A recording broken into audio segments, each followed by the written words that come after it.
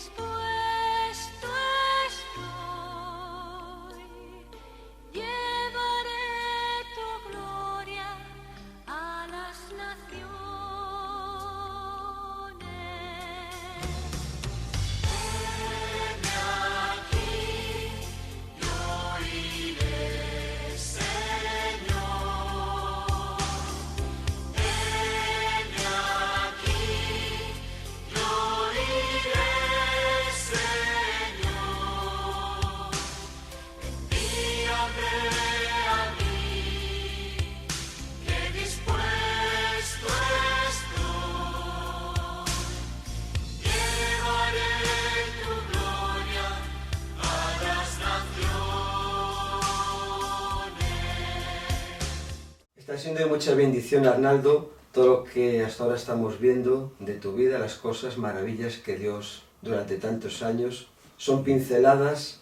Y en esta segunda parte comenzamos con 30 años, en 1975, fuiste lleno del Espíritu Santo y llamado por el Señor mediante profecía para ministrar el cuerpo de Cristo en diferentes países del mundo.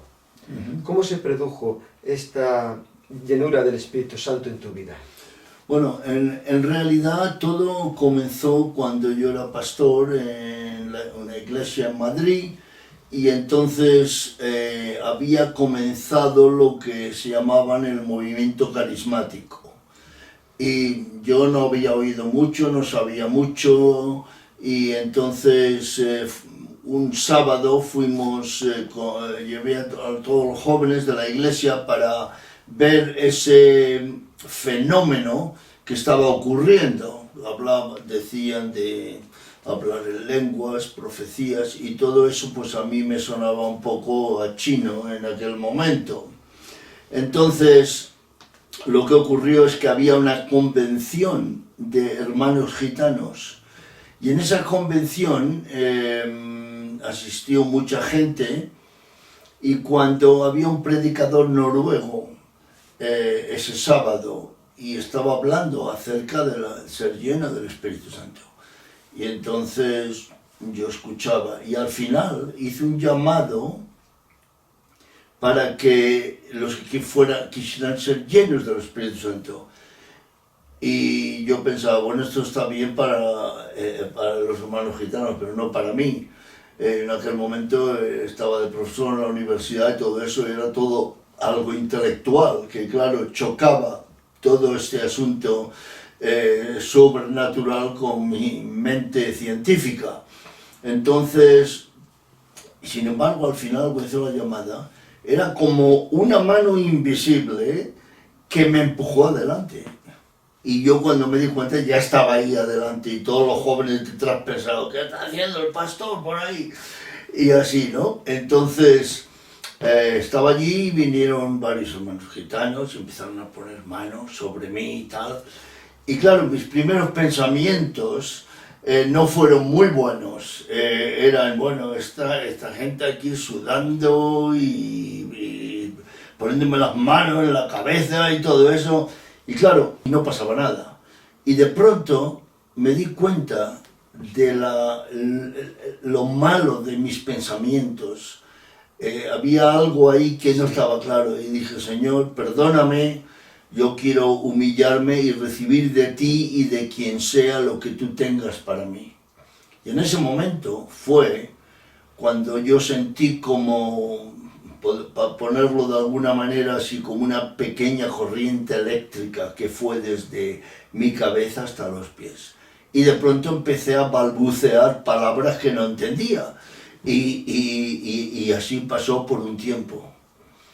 Y terminó, fui a mi sitio, y durante esa tarde, esa noche, seguía con esto. Y luego le pregunté al misionero, que es el que había fundado la iglesia, Wesley Drive de WEC,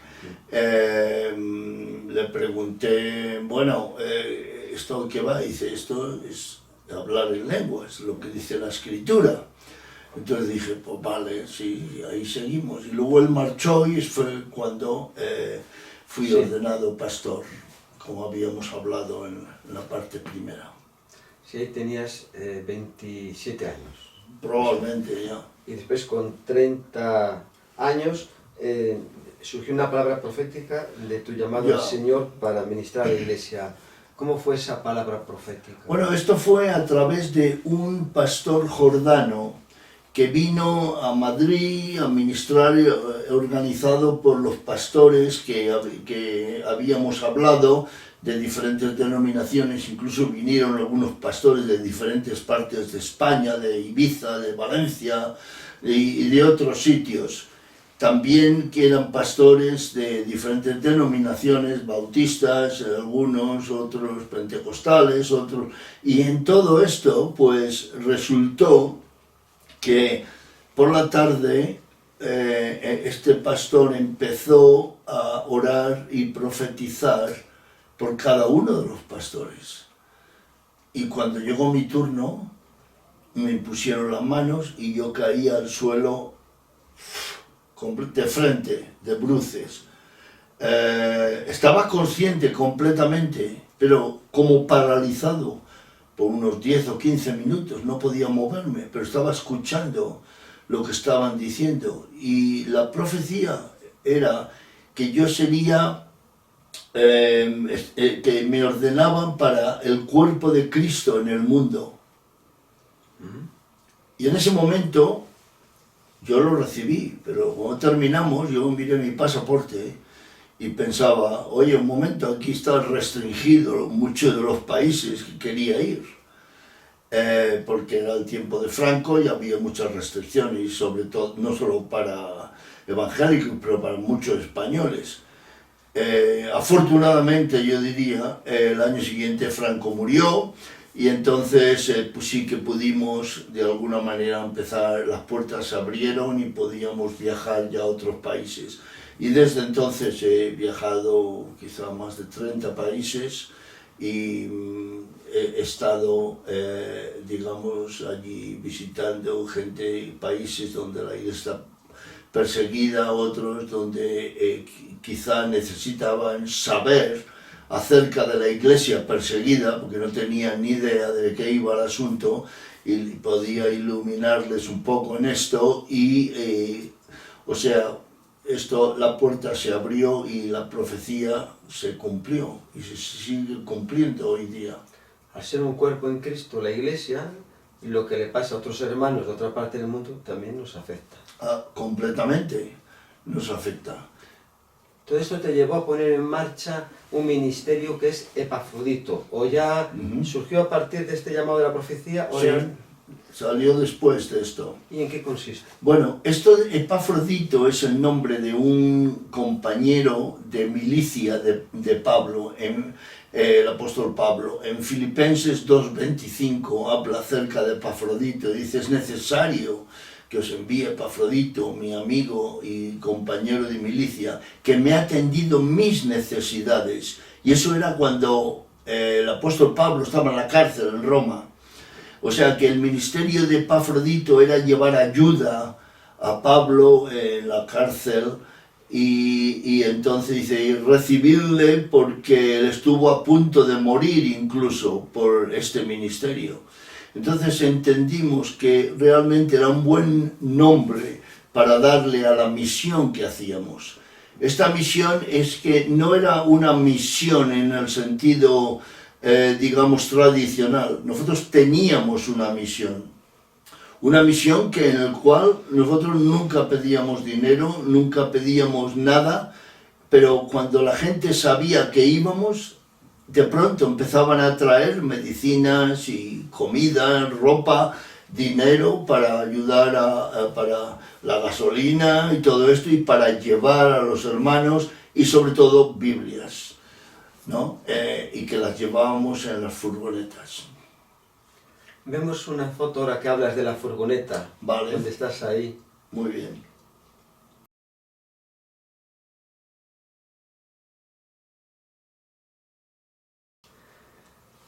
La furgoneta ahí es grande, pero también comentas en el libro que llegaste a ir con un 127. Así, fue el primer viaje. Fui con uno de los ancianos de la iglesia, se llama Pepe, Él sobre todo ayudó mucho en la conducción y tal, ¿no? Y etcétera. Y con ese 127 el primer país que visitamos fue Hungría. Y recuerdo muy claramente, llevábamos libros, varias cajas, y una la llevábamos simplemente en el asiento delantero del pasajero. Y pusimos, llevaba la Biblia y pusimos un par de cartones de naranja encima de las Biblias y a orar la oración del contrabandista, que aprendimos del hermano Andrés. La oración del contrabandista era, Señor, cuando tú estabas en la tierra, tú abriste los ojos de los ciegos. Ahora ciega los ojos de los guardias para que no vean tu preciosa palabra. Así que llegamos allí, vino el guardia, empezó a mirar, metió la mano y la puso encima de las cajas, cogió un cartón de naranja, lo miró, lo dejó y dijo, seguid. O sea que era un milagro realmente todo lo que estaba pasando en esas fronteras. Acabas de mencionar al hermano Andrés. Ya. Vemos una foto donde estás con él. Ok.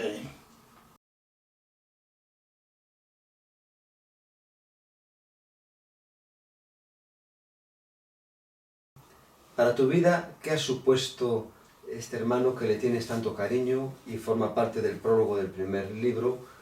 Que en tu vida, ¿qué has aprendido de él?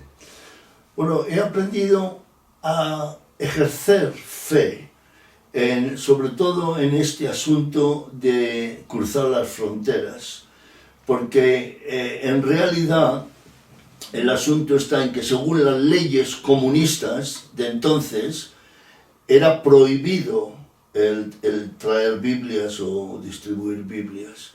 Pero claro, llega un momento en que tenemos que enfrentarnos, y él escribió un libro que se llamaba La ética del contrabandista, en que demuestra que hay que obedecer a Dios antes que a los hombres, ¿no? Como dijo el apóstol Pedro y Juan, estaban en prisión. Le dijeron que no hablaran del Señor y dijeron, bueno, nosotros tenemos que obedecer a Dios antes que a los hombres. Y eso es lo que hicimos. En estos países no permitían imprimir Biblias ni dejaban realmente en algunos encontrar una reunión de oración en una casa o encontrar Biblias. Era contra la ley de ellos, pero claro, no contra la ley de Dios. Y entonces en ese sentido pues sí que... Hungría fue el primer país que Sí. visitasteis. En el libro he leído que tuvisteis que ir a otro país a hacer equipos, que a mí me recuerda a las películas de espías. No sé si fue en Suiza o fuisteis a Austria y allí hicisteis varios equipos y os preparasteis. ¿Cómo es esa preparación en ese momento? Bueno, era la primera vez que íbamos 6 realmente en este primer equipo. Entonces en este equipo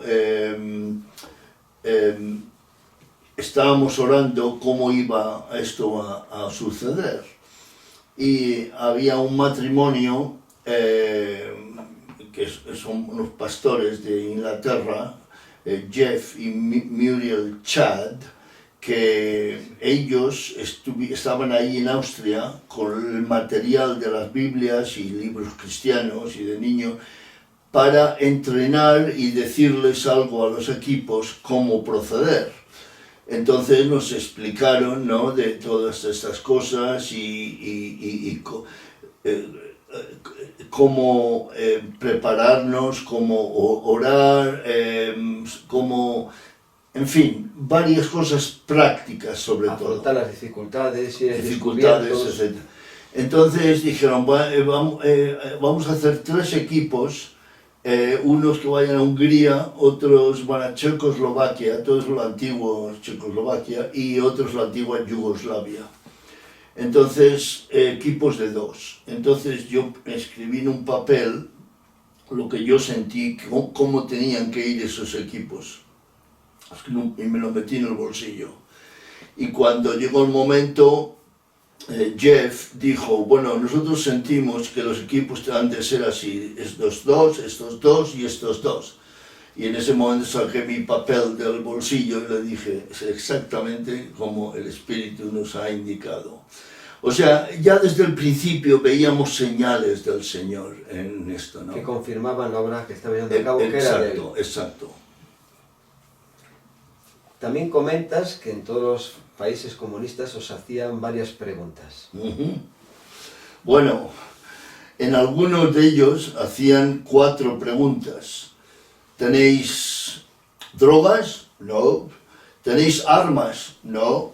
¿Tenéis pornografía? No. ¿Tenéis Biblias? Todo en el mismo nivel. Entonces, yo para no mentir decía, sí, tengo mi Biblia, y se la enseñaba. Pero no les decía las que teníamos escondidas. O sea, yo decía, sí, tengo mi Biblia. Y entonces, claro, empezaban a registrar y todo eso, y como digo, habíamos orado, por ejemplo, de la manera que ocurría antes de cada frontera, nos reuníamos para orar y para que el Espíritu nos indicara dónde poner el material. Y entonces en uno de los países los pusimos todos en el techo de la furgoneta. Cuando llegamos allí, resulta que había una oficial, que era una mujer muy fuerte, sargentona, yo diría, y empezó a empujar el techo, diciendo, aquí hay algo. Y yo dije, sí, sí, hay algo. Y seguía empujando ahí, pero claro, aquí hay algo, sí. Y por tercera vez, y dijo, aquí hay algo, y la miré a los ojos y le dije, sí, aquí hay algo. Y ella, seguid. No tiene explicación esto, pero yo creo que en cierta manera yo hablé con la autoridad del Señor en ese momento y esto la espantó de alguna manera. Entonces llegamos a la siguiente frontera y antes de la frontera oramos y el Espíritu nos dice mover las Biblias del techo y ponerlas en los paneles laterales. Así que hicimos todo esto y nos acercamos a la frontera y ahí vino un oficial muy simpático, en principio, nos dice, abrí el techo. Así que abrimos el techo y ahí no había nada. Y ya no miró mucho más y nos dijo, seguid. O sea, realmente estábamos de alguna manera guiados. En otra ocasión, especialmente una vez en Praga, teníamos dos cajas de Biblia que teníamos que darle a un pastor a quien no conocíamos y nos habían dado una calle, un nombre y un número de la calle. Y eran 10 o 11 de la noche, allí las luces todas apagadas y no encontrábamos esa calle, no la encontrábamos en el mapa porque allí no había GPS ni había teléfono móvil ni nada. Y lo único que podíamos hacer es orar, sabiendo que la policía secreta podía venir en cualquier momento con una furgoneta extranjera, ¿no? Y entonces empezamos a orar. Al cabo de un momento, una llamada en la ventanilla de la furgoneta. Y entonces abrimos la ventana y ahí había un hombre bien vestido, sí, que nos habla en perfecto inglés. ¿Puedo ayudarles? Entonces, mi primer pensamiento, que solo duró 2 segundos, fue ya está aquí la policía. Pero realmente dije, no, esto tiene que ser la respuesta a la oración. Y entonces dijimos, estamos buscando esta calle, sin decir número, ni nombres, ni nada, pero no la encontramos. Y dice, sí, primero a la derecha, segunda a la izquierda, no me acuerdo los detalles, pero más o menos. Entonces miré el mapa con la linterna, porque claro, no había luces por ningún lado. Y dije, ahora la veo, aquí está. Y cuando me giré para darle las gracias, se había esfumado, desaparecido. Yo siempre creí que fue un ángel del Señor que vino para ayudarnos en ese momento, así que enseguida fuimos con las cajas, las dejamos con este pastor y ¡rum!, salimos del país. Gloria a Dios, pero sí, ha sido así. Sí, no, esa experiencia. En esos momentos vemos en el Espíritu que ha sido así. Algo sobrenatural, porque estábamos haciendo algo peligroso realmente y solo la ayuda de Dios y la gracia de Dios nos mantuvo en esa situación. En el libro hay una escena que está entre la frontera de Alemania Oriental y Polonia, que están a punto de encontrar las Biblias, Ya. coges la guitarra, te pones a Ya. tocar flamenco Bueno, y todo. ahora te lo cuento esto. Eso es de película, ¿eh? Sí, sí, no, eso es increíble porque estábamos, como dices, en esa frontera, habíamos entrado en Polonia, ya era difícil la frontera de Alemania Oriental, salir con la Stasi y toda la policía secreta y todo eso, salir de ahí, pero al entrar en Polonia también ahí había guardias y todo, y entonces había varios registros, varios coches, y empezaron a registrar la furgoneta. Estos registros duraban a veces 3 o 4 horas, eran registros muy exhaustivos. Y llevábamos Biblias de todos los, digamos, de diferentes idiomas del este de Europa. Y entonces lo que ocurrió fue que se estaban acercando, caliente, caliente, pensaba yo, están acercándose a las Biblias. Y entonces dice, Señor, ¿ahora qué? Y como en oración telegrama, ¿no? Y entonces el Espíritu me dice, coge la guitarra, toca flamenco.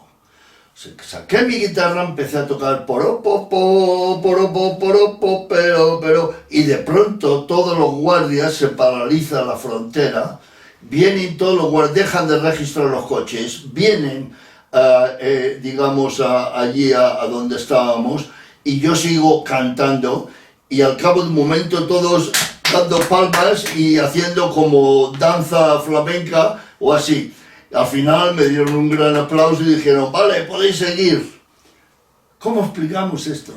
No tiene explicación humana. Se ven las películas... Es lo único es lo último que alguien haría en una situación así. Pero nosotros seguíamos la guía del Espíritu Santo, que a veces parece ser ilógica, ridícula, y sin embargo era real. Y funcionaba. Así que esta fue la experiencia. Dices, ¿no?, que era pues un riesgo, pero al mismo tiempo era un peligro llevar las Biblias, pero entregarlas era algo emocionante.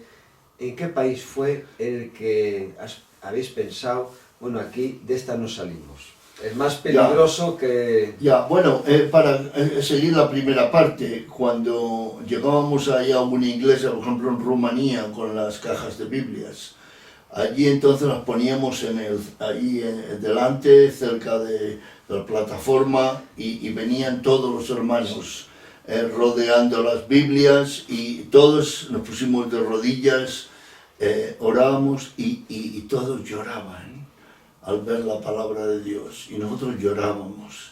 Había un hermano, nos dijeron que había andado casi 50 kilómetros toda la noche para venir a buscar una Biblia. Y cosas así que, claro, te llegan al alma, ¿no?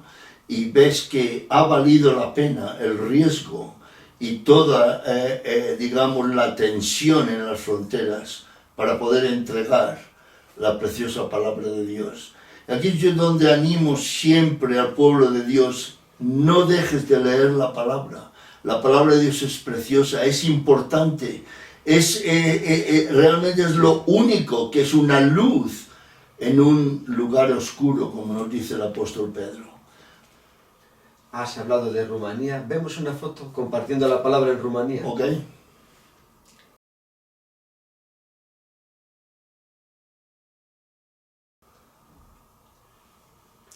Ahí estás con mucha fuerza, hablando desde el púlpito. Sí, sí, sí. Y el que me traducía era un pastor, que ahora está con el Señor, pero que cuando Rumanía se liberó de Ceausescu, él fue parte digamos, del Congreso de los Diputados de Rumanía. De la nueva etapa. De la nueva etapa, sí. Eso era un pastor importante. Y recuerdo una vez que él había sido acusado y todo, y cuando estábamos allí, y estaba allí en el juzgado. Y él fue juzgado porque tenía que declarar que le acusaban de no sé cuántas cosas. Y nosotros estábamos afuera del juzgado, orando al Señor por él, digamos, que saliera bien de esa situación. Y gracias a Dios salió de esa situación. Ha sido vuestra vida realmente en peligro. Bueno, sí, esto fue Albania. porque Albania es el primer país que se había declarado ateo en la Constitución y su líder, Enver Hoxha, era un hombre muy cruel y había muchos en la cárcel, muchos sacerdotes ortodoxos, especialmente últimamente cuando hemos visitado Albania, hemos ido a visitar a uno de los sacerdotes ortodoxos que había estado en la cárcel con Enver Hoxha y nos contaba un poco de los horrores que ocurría para no solamente los cristianos, también con los musulmanes y otros no toleraban ningún tipo de religión. Entonces, para ir a Albania en esos días, fue en 1982, si recuerdo bien, o sea, que ahora, ¿cuánto? El año que viene eran 20 años, 30 años. 40. 40 años, exactamente. Pues la primera vez que fuimos allí fui con un profesor, amigo mío, él era un profesor de asuntos religiosos en un colegio, en un instituto en Inglaterra. Era un tiempo cuando yo vivía en Inglaterra. Y fuimos los dos, pero no podíamos ir solos, teníamos que ir en un grupo. Para ir a Albania tú tienes que ir en un grupo. Sí. Y con un guía comunista y todo vigilado y tal. En fin, cuando llegamos allí yo pedí que me gustaría ir a la universidad, al departamento de español, hablar con ellos y contarles un poco acerca de España, etc. Lo apuntaron para un día y tal. Bueno, el primer día estábamos en un hotel, un hotel grande en la plaza Skanderberg. Skanderberg es su héroe nacional, etc. Entonces, recuerdo que fuimos al parque y encontramos allí a un joven que se llamaba Ferdinando y hablaba un poco italiano, muy poco inglés, pero nos entendíamos y le hablamos acerca del Señor Jesucristo, etc. Y teníamos unos, digamos, escondidos, habíamos traído unos evangelios de San Lucas en el idioma albanés, escondidos en los abrigos y todo eso, porque ahí si nos pillan hubiera sido un problema. Había una hermana llamada Riona Peterson, que era de Juventud con una Misión, que había estado antes en Albania y la habían pillado con, digamos, literatura cristiana en albanés y le dijeron, mañana morirás. Y gracias a Dios no la mataron, la echaron, pero escribió un libro. Y en ese libro también nos inspiró y me comuniqué con ella antes de ir, ¿no? Y nos animó a ir adelante. Entonces resulta que con este chico le dimos también le dimos las frecuencias de la radio que desde Monte Carlo estaban emitiendo programas cristianos en albanés, para que él pudiera conectar esas si era posible, porque estaban bloqueando, digamos, todas las emisoras cristianas, etc. Entonces, ¿qué pasó? Que hablamos con él, oramos con él, y luego cuando ya se liberó Albania, una hermana de nuestro grupo de oración fue y se encontró con él. Y dice que habían empezado una reunión secreta de oración en la cocina de su casa desde entonces. Y luego llegó a ser una iglesia. O sea, plantar semillas es importante. Uno piensa, bueno, esto, ¿qué pasa aquí? Pero es posible ver el resultado. Y entonces fuimos a Saranda, al sur, y también había un par de jóvenes que hablamos con ellos. Y también estuvimos hablando con etcétera, y eso era sábado de la Semana Santa. El domingo, del día de resurrección, el guía comunista de todos estos nos dan el huevecito de chocolate y todo, y dijo, ahora Arnaldo va a dar las gracias por el desayuno. Yo pensaba, ya nos han pillado aquí, nos habían pescado, habían digamos, dicho lo que estábamos haciendo.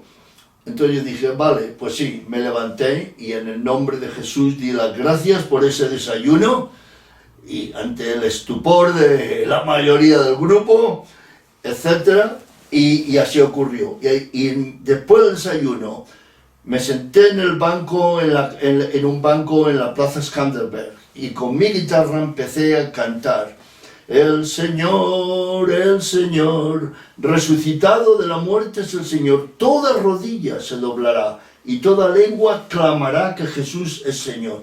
Y eso fue algo profético. Los que pasaban pensaban que estaba volviéndome loco o que quizás estaba pidiendo dinero, no lo sé. Pero era realmente algo que yo sentía en mi corazón. Y eso hicimos y bueno, años después, el hermano Andrés estuvo predicando en lo que es el estadio de Tirana. Hubo bautismos en la Plaza Skanderberg misma, allí, y ahora hay varias iglesias. Acabamos de visitar Albania este año, y una bendición. Vemos una foto Vale. donde estás ahí. Muy bien.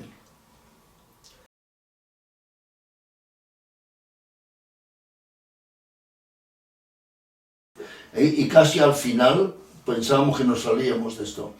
Nos llevaron al museo ateísta, el museo ateísta, y había un hombre explicando ahí en inglés que eso de Adán y Eva era un rollo, que eso no existía, etcétera, etcétera, y una serie negando todo las cosas de Dios. Museo ateísta. Nunca había oído eso. Exacto. Entonces, al final todos salieron, pero yo esperé. Y le cogí al guía y le dijo: mira, todo esto que tú dices y niegas, un día te vas a presentar delante de Dios, que es el juez. Y entonces vas a ver lo que pasa. Este hombre se puso pálido, no dijo nada, y así quedó la cosa. Y yo pensaba, después de esto, no salimos de aquí. Pero gracias a Dios pudimos salir y así ocurrió. Fue difícil ese país, sí. A veces, al tener una familia y todo, tan numerosa, ¿cómo vivía tu familia estos viajes? Bueno, ellos sabían que era mi trabajo, entre comillas, ¿no? Y muchas veces llevaba a alguno de los hijos mayores, venían conmigo y me acompañaban, y ellos pues observaban y veían situaciones, o sea que, bien, era parte de lo que hacía. ¿Con tu familia o parte fuiste a Rusia? Sí, sí. ¿Cómo fue esa experiencia en Rusia? Esa experiencia en Rusia fue muy interesante porque, por ejemplo, estábamos en un camping allí, y entre el camping había, donde nosotros acampamos, porque teníamos una roulotte de estas, que íbamos con una roulotte, ¿no? Sí. Entonces, había allí como una especie de choza o algo, que había un par de hombres todo el tiempo. Sí. Y sabíamos que eran del KGB, claro. Pero los chicos, que eran pequeños, iban y se acercaban a ellos y empezaron a jugar con ellos. Y en medio de toda esa distracción, fui y pude escaparme del camping, que me siguieran, y fui a la casa de una familia que se llama Kiriliuk. El marido de esta familia, el padre y marido, estaba en la cárcel. Había sido acusado de robar madera en una fábrica o lo que sea. Que era mentira todo, porque sabían que era un cristiano activo y buscaban cualquier excusa para poder meterle en la cárcel. Entonces fui a ver a la familia, y al cabo estaba solo la abuela, no nos entendíamos, solo decíamos aleluya, porque eran cristianos y así. Y al cabo de 20 minutos, media hora, aparecieron todas las hijas que venían de la estación de despedir a la esposa de Georgi Beans, que era un pastor bautista que había sido llevado a Siberia, a los campos de trabajo, acusado falsamente, pero porque era un cristiano activo. Pero había habido un intercambio o algo así con los americanos, y entonces fue posible que lo sacaran de ahí, de Siberia. lo trasladaran a los Estados Unidos. Y ahora la esposa marchaba A reunirse con él. a reunirse con él.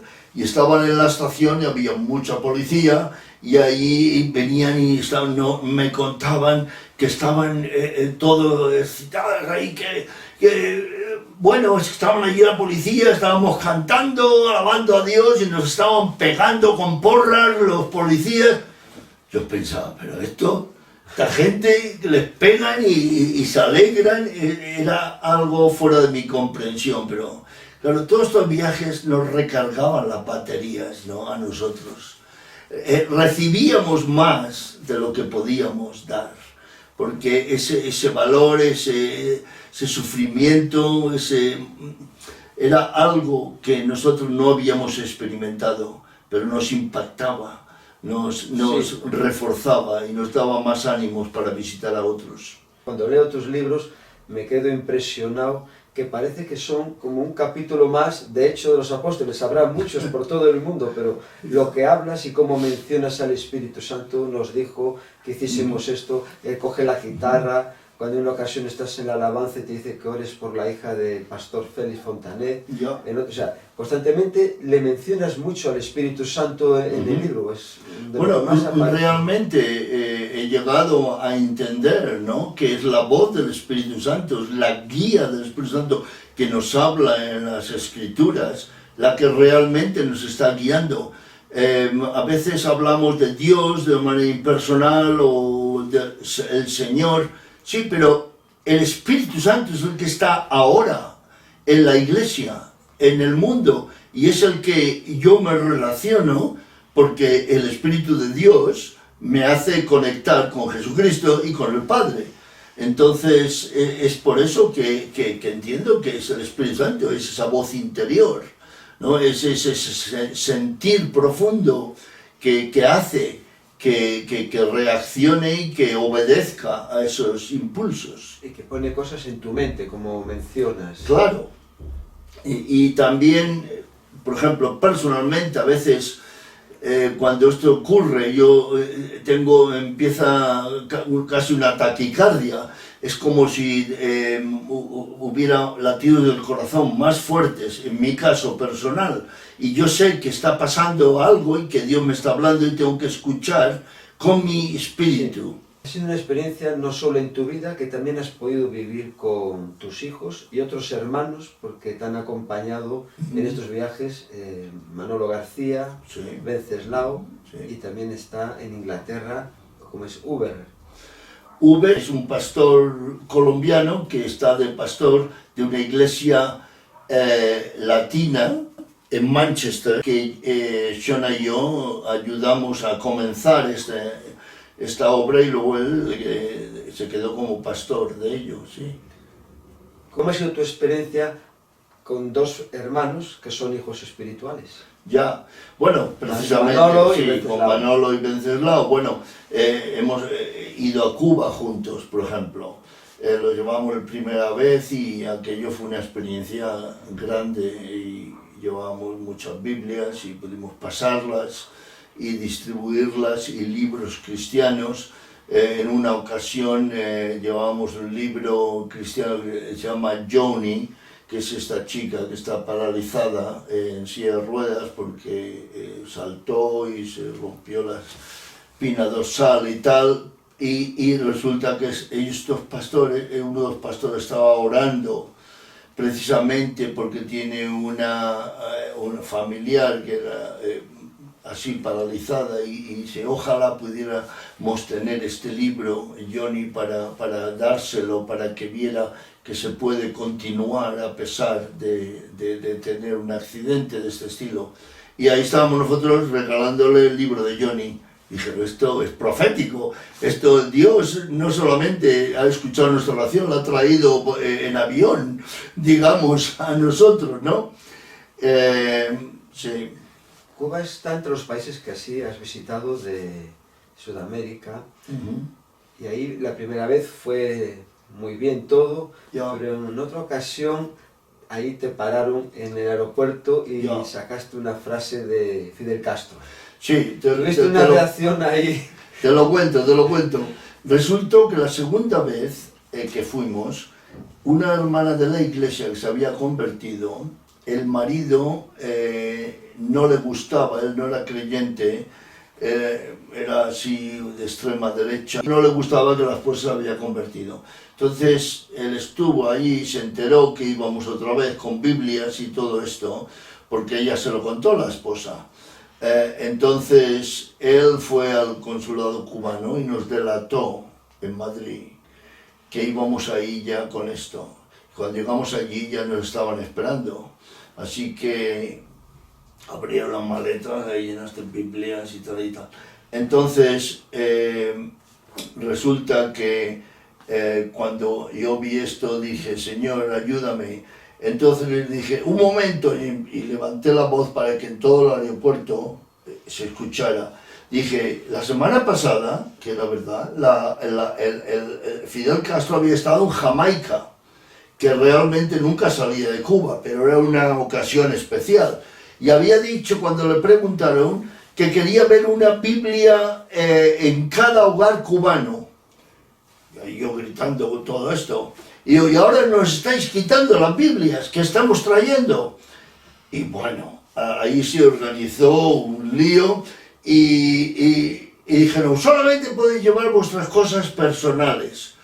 Y las cosas personales eran la mayoría de las Biblias, porque habían sido regaladas. Eran de segunda mano, muchas, muy buen estado todas, pero era de segunda mano y yo había pedido que nos dieran Biblias para llevar. Y así que me llevé, aparte de 9 que eran nuevas, esas dijeron, estas no podéis llevar. Dije, vale, no las devolvéis a la vuelta. Y claro, todo esto sirvió para que pudiéramos ir. Fuimos primeramente al ministerio de religión, para hablar con el ministro de religión, y tuvimos una oportunidad de hablar con él. Oye, nos han quitado las Biblias, ¿qué pasa aquí? Y tal, no preocuparos, las devolverán, pero le predicamos el Evangelio. Y también fuimos al consulado español como pretendiendo que íbamos a quejarnos, utilizamos esto de que nos habían quitado las Biblias para hablarle al cónsul también español. O sea, todas estas cosas sirvieron como catalizadores, si quieres, para entrar en todos estos lugares y situaciones. Así que sí, eso fue. Cuando leo todo lo que relatas en el libro, que es emocionante, por eso lo recomiendo a todo el mundo que los adquiera, ya aparece el correo donde te los pueden solicitar. Te veo siempre con mucha autoridad. Como ahora estás comentando en el aeropuerto, me pongo a hablar en alto y las Biblias las llevamos después. No. ¿Cómo sale esa autoridad? En vez de otros que a lo mejor se vienen abajo, vemos ahí como en los apóstoles, en el tiempo de los apóstoles, una vez más, se crece uno más, ¿no? El Espíritu Santo, una vez más, es el que da la fortaleza y la fuerza, ¿no?, para hacer lo impensable. Entonces ahí es donde al tomar esas iniciativas no están preparados para alguien que puede reaccionar de esta manera, ¿no? Y en la autoridad del Señor al final conseguimos la mayoría de las Biblias. De este recorrido por Europa, has estado después por Centroamérica, ahora te comentaré algo, pero centrándonos en los países comunistas, que ahí incluimos a Cuba y los 9 de Europa del Este. Ahora hace poco has estado en Albania. Sí. Después de tantos años, ¿cómo ves allá la iglesia? Bueno, este viaje a Albania es parte de este programa que tenemos, Puentes de Vida, con buenas noticias, ¿no? Y la iglesia en Albania está creciendo. Hemos visto que hay un crecimiento de iglesias. Entonces, cuando les contaba que yo hacía 40 años había estado allí, es que se alucinaban, porque saben todos los problemas que hubo con Envejocha, ¿no?, el dictador. Y la realidad, hemos establecido, especialmente en el sureste, en una ciudad que se llama Corcha, que es muy importante, hemos establecido un contacto firme con una de las iglesias, que hemos establecido un puente de vida, si quieres, una de las iglesias que están haciendo una obra no solo de predicación, pero una obra social fantástica. Están, de hecho, no sé si lo he mencionado antes, aquello, pero están haciendo, dando de comer a 65 Sí, familias eso. y todo esto, y les proveímos esa cocina más profesional para que continuaran. Y lo hemos ya preparado para el año que viene volver allí, ¿no? En el 2022 ahora. Pero es una experiencia que no la ha vivido todo el mundo, porque en el mundo yo creo que habrá 2 o 3 personas que habéis hecho lo que has hecho tú, igual hay más, pero digo en Europa del Este, por Ya. nosotros ser españoles, a través de Inglaterra, por ese momento histórico en el que el Señor te llamó con la profecía y te Ya. envió a ministrar al mundo entero y llevar ayuda y Biblias Bueno, a la iglesia. en muchas maneras, esto de Epafrodito que mencionábamos, aquí en España nosotros hemos sido pioneros de este tipo de ministerio y luego, años más tarde, vino Puertas Abiertas, es Open Doors, del hermano Andrés, y entonces ahora está Ted Blake, el hijo de Juan Blake, que es el director de Puertas Abiertas, y están haciendo mucho y mucho más de este tipo de trabajo. Pero la iniciativa, los primeros momentos, el ser pioneros como españoles en una situación así fue por Epafrodito, sí. Has mencionado a Juan Blake. Vemos unas fotos donde estás con él en las proyecciones que hacía de las películas en los cines. ¿Vale?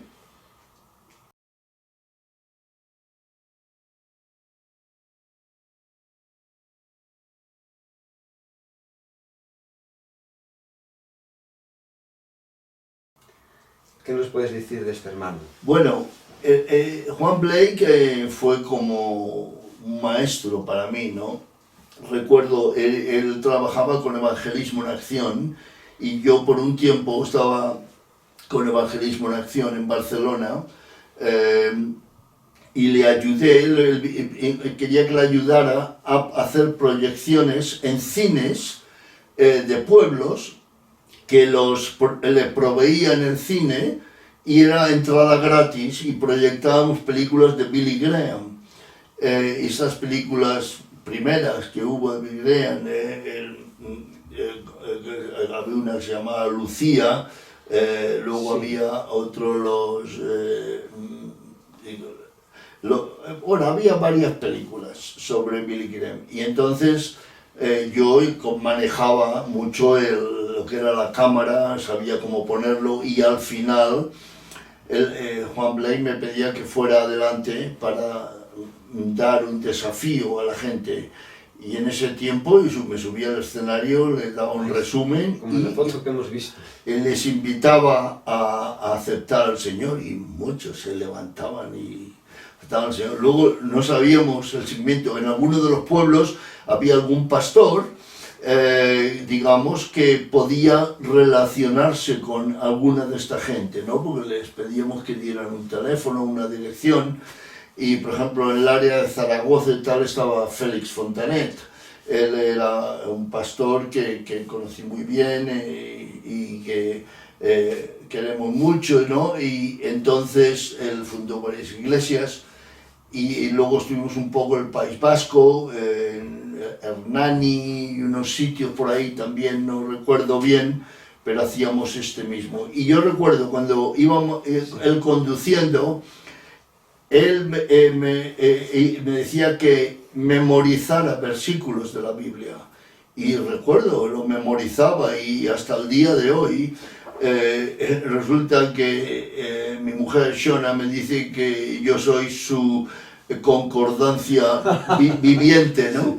Y para buscar algo yo lo tengo en la mente más o menos qué libro, qué capítulo, no en algunos sí, muy exacto, pero otros aproximado y ahí lo encontramos, ¿no? Pero eso fue con Juan Blake. Él fundó Decisión. Sí, sí, sí. ¿Él que era americano o...? Era americano, sí, pero llevaba muchos años en España. Sí. Una hija de él está casada con el presentador de televisión de Buenas Noticias, José Pablo Sánchez. Sí, sí, sí, sí. O sea, fue unas experiencias con Sí, él muy buenas. sí, sí, sí. Y el hijo es Ted Blake, uno de los hijos que que es el presidente, el director de Puertas Abiertas ahora en España. Sí. O sea que ahí siguió la obra, la familia, el legado que le dejó el padre. La herencia espiritual sigue ahí adelante. Exacto, exacto. Viendo lo que comentas ahora de España y lo que has hablado de Europa del Este, ¿no? Han pasado muchos años, unos son los que siembran y otros recogen, y ahí está esa labor tan importante en la historia, ¿no? Yo pienso de los últimos 40, 50 años en Europa y en España. Por ejemplo, en Rumanía es otro país que también sufrió mucha opresión los cristianos. También tengo mi libro, Más allá de la coincidencia, traducido al rumano. Y esto fue, me lo tradujo una hermana, una chica, que de la manera que ocurrió fue que una vez fui con un hermano de Inglaterra a Rumanía, fuimos a una iglesia bautista, y resulta en Arad, y allí, después de la reunión, era una reunión digamos, de media semana, y resulta que había un montón de gente, casi 1000 personas. Entonces, al final de la reunión, uno de los diáconos nos llevó a su casa para darnos ahí a cenar. Y lo que ocurrió fue que me dijeron, Arnaldo, da las gracias por la cena. Entonces yo me paré y el Señor me dijo, espérate un poco, aquí hay algo que solucionar. Y entonces dije, no puedo orar, hay algún asunto que solucionar aquí. Sí. Y la esposa empezó a llorar. Y dijimos, ¿qué es lo que está pasando aquí? Ella dijo, bueno, es que no tenemos hijos y realmente yo estoy muy amargada y con mucho pena del asunto. Dije, está bien, oramos por ti y damos las gracias. Oramos por ella, Señor, que tú obres para que pueda tener hijos. Y damos las gracias por la comida y marchamos. A las pocas semanas, una carta, está embarazada. Gloria a Dios. Y esa niña, o sea, es interesante, fue la que después, cuando creció, ella tradujo mi libro, porque Damaris fue su nombre, y ahora mismo es una doctora dentista fantástica, que ha estado en Londres, ha estado en Rumanía, cosa dental y tal, y ella tradujo mi libro al rumano. Y allí cuando fui otra vez, después pude distribuirlo, el libro, y ha sido de bendición para muchos rumanos. En tu trayectoria, haciendo esta labor misionera, has visto muchos países cerrados y que ahora están abiertos al Evangelio. Sí, sí. Donde antes veías dificultades, ahora se entra con alfombra roja porque algunos ya están en la Unión Europea. ¿Cómo vives eso cada vez que vas a este país? Aquí le pasé esto, en esta frontera he pasado, Ya. ahora aquí, ¿qué reflexión te viene así? Bueno, todavía, cuando paso alguna frontera, todavía me entra un cosquilleo, aunque sé que es libre la entrada. Pero es ese trauma que teníamos en ese momento, ¿no? Que no todo era fácil.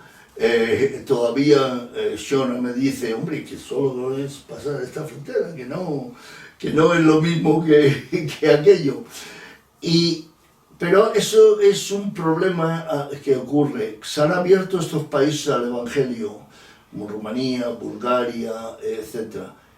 Pero el fervor que había antes ya no existe en ninguna manera. Muchos han visto la oportunidad, sobre todo los países que ahora están en la Unión Europea, de ir a otros países a buscar trabajo y tal, y muchos han perdido la fe. Y algunos que marchaban durante el comunismo, que podían salir de una manera o de otra, iban a los Estados Unidos o algo así, pensando que era la tierra prometida, y cuando llegaron allí, perdieron la fe. Les hubiera sido mejor quedarse donde estaban con dificultades. que tratar de resolver asuntos y luego perder la fe. O sea que es muy... La persecución tiene muchos negativo, pero también tiene mucho positivo en términos de fervor, compromiso Activar. y activación de ir adelante. Estamos prácticamente terminando Muy bien. y era para comentarte que después de la caída del muro de Berlín se abren nuevos horizontes hacia Centroamérica, Sudamérica y el Caribe, algunos países de África y el Medio Oriente, ¿no? Pero me llama la atención en el libro que cuando leo, en Colombia te mueves como pez en el agua. Tan pronto estás en una mansión con hermanos comiendo como visitando hospital y las zonas más pobres de la ciudad. Ya. Te ves imitando al apóstol Pablo cuando él dice, a todos me he hecho para que de todos modos sabe alguno. Absolutamente. De hecho, como dices, fui con este pastor Uber, él fue quien me invitó a Cali. Cali es un sitio peligroso. El día que llegamos había una bomba o algo de los FARC a unos pocos kilómetros de Cali y tal, fue un recibimiento casi. Y vamos a decir con algún taxista y se pasaban los semáforos rojos y le dije, oye, ¿qué pasa aquí con esto? Dice, bueno, si me paro el semáforo rojo, me atacan el taxi y ya tenemos problemas. O sea, una situación difícil, pero de mucha bendición. Estábamos en lo que llamamos el desayuno de los niños, que era un sitio donde ayudaban a niños y niñas que se habían prostituido, o los habían prostituido los padres, para ganar dinero, y pudimos allí hablarles y darles ayuda económica también, de alguna manera, pero en otra ocasión nos llevaron, para un día que no había reunión, nos llevaron a un lago, a las afueras de Cali, y allí yo me acuerdo muy bien que yo pedí para comer trucha. Y me pusieron una trucha en una bandeja de madera, o sea, una tabla, una trucha que nunca la olvido. Entonces, detalles de estos, que en medio de la tensión puedes relajarte por unos momentos. Y nos llevaron a un chalet que había allí de unos hermanos que cuidaban ese chalet, y había piscina, y dijeron, podéis bañaros si queréis y tal, y fue un poco de relajamiento. Fue mucha bendición porque allí tocabas temas también de matrimonio, Claro. todo un poco según la necesidad. Sí, Has hablado de la trucha sí. y para terminar te quiero preguntar, de todos los viajes que haces y que relatas en el libro, pues también ahí reflejas mucho la comida y la describes. Ya. ¿Te gusta la cocina por lo que veo? Sí, claro, y sobre todo el poder adaptarme a la cultura y a la comida del país es una experiencia diferente, digamos, que me gustaba mucho poder hacerlo. ¿Qué ciudad fue donde peor tuviste que hacer un sacrificio muy grande para comer? Y en otro, a lo mejor aquí dices lo de la trucha, fabuloso. Ya. ¿Dónde fue que tuviste que hacer así un esfuerzo, como se dice, de tripas corazón? Ya, bueno, recuerdo en Hungría, que fue los primeros años que estuve allí cuando fui la primera, no sé si lo he mencionado, pero te daban una sopa caliente de fruta para empezar, y aquello era difícil de entender, pero lo comía. Y cosas de ese estilo, o te daban un goulash tan picante que no había manera de comerlo. Entonces, sí, yo trataba de adaptarme y tener cuidado también lo que comía sin ofender a los que lo ponían, ¿no? Comer un poco, pero no comer demasiado. Esto era algo importante, ¿no? Porque Jesús, como dijo, comer lo que os pongan delante, pero no todo lo que os pongan delante, sí. Sino de lo que os pongan delante. Hay que ser prudente porque te pueden poner la comida, lo comes rápido y a lo mejor te trae más de... Exacto. Terminamos con un vídeo de Jaime de Bruyne. Un saludo desde el jardín de meditación de la casa Adulam en la costa lucense. Para mí es una gran alegría poder decir algo acerca de nuestra amistad con Arnaldo.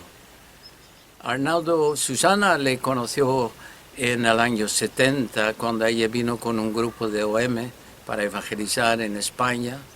Yo le conocí en el año 70, cuando yo había llegado como misionero, y fue en la casa de los fundadores de WEC, donde hubo una reunión de oración y vino Arnaldo.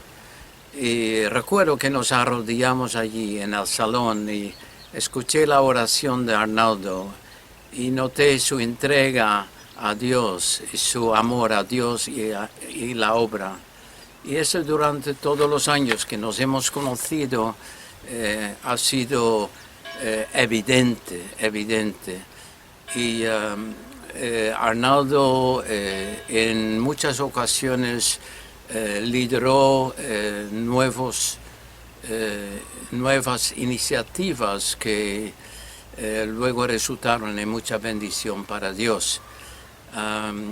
Susana con 2 chicas empezaron una iglesia en Segovia y Arnaldo, como un anciano en aquel entonces de la iglesia Pueblo Nuevo, las visitó frecuentemente para animarlas, para compartir el evangelio a los contactos.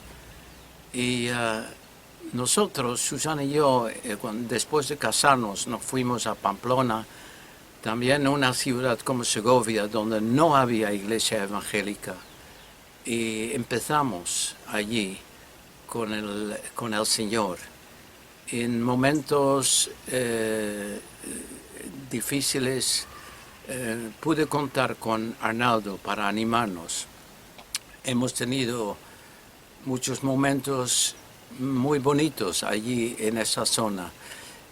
Recuerdo que Arnaldo vino con Roberto Kir para orar por nosotros y escuché la palabra "tengo mucho pueblo" en esa ciudad.